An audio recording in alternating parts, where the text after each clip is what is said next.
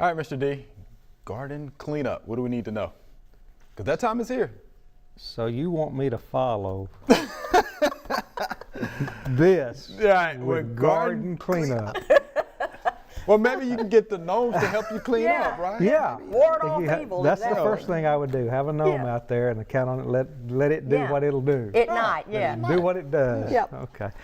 I don't know. With garden cleanup, use a lot of common sense. I guess is one of the things that is really, really important. Let the gnomes do what they'll do. Let Mother Nature help you out a little bit. Try to deter. First thing I would probably do is if you have any diseased plants that the gnomes left, or any rot, plants that died because of fungal infections or something like that, get them out of there, and you can either put them in your trash to go off to a landfill somewhere, or if you've got a burn pit, you can burn them, destroy them. Yeah. Do not put them in your compost bin. The healthy plants that you've got, you can compost them. All the annuals, the tomato, the plants, the things like that were healthy, you can put into a compost. Corn stalks, just anything that's left out there, get it off.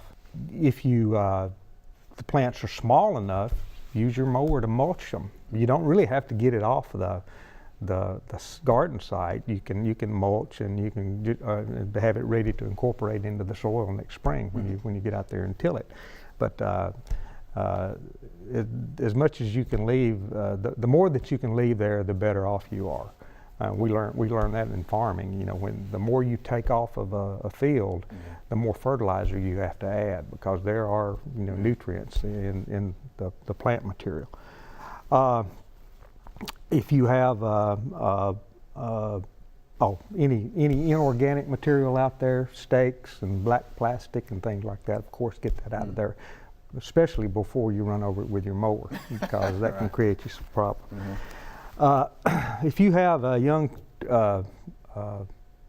trees and things like that, you can try to protect them from voles and things like that. That kind of gets up more into the winterizing things, but you can sun scald.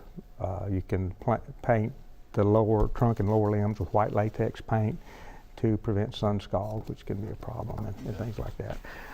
You can, if you have anything you want to protect, you can also use hardware cloth or tree guards and things like that to help protect from voles and deer and things like that. It's a pretty good idea and not a bad idea to go with a cover crop too, if you want to. I mean, you're going to have a cover crop there pretty quick. Just the winter weeds are going to come on, and they're going to provide a natural cover crop for you pretty quick. But if you want to go with a clover or ryegrass or something like that, that's not a bad idea to have a cover vetch crop. is what I know a lot of gardeners, the hairy vetch, and they put out as a ground cover. Okay. Yeah. But that's pretty much it. Get you ready for springtime. Of course, by all means, soil test. Now is a good time to add lime. Go ahead and get your soil tested, and if you need to add lime, now's the time to do that. I know a lot of older folks always throw their rows up in the fall. So, mount their rows up.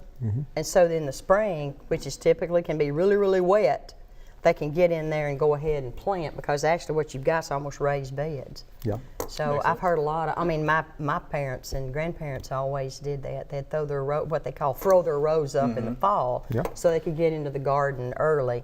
Now that doesn't take care of your winter weeds and stuff, but they just plant their cabbage or whatever right in amongst the, I guess, the winter weeds. Well, up on top of those rows, it dries down faster. That's right. That's exactly right. And it warms up quicker. Yep. It's a little bit Like a raised warmer. bed. So, that's right. You can get out there a little quicker if you do that. So how high are we talking about though, when people throw their rows up? Well, I'd say, about 8 inches.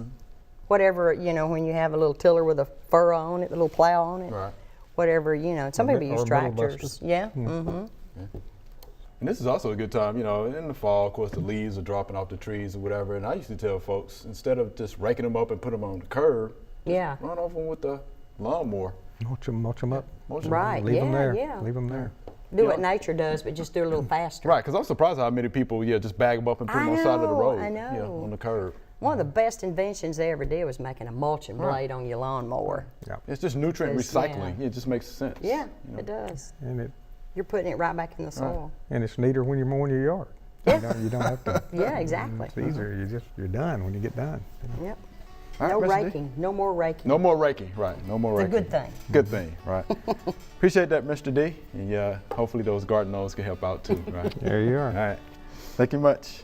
Thanks for watching the video. If you enjoyed it, please click the subscribe button below.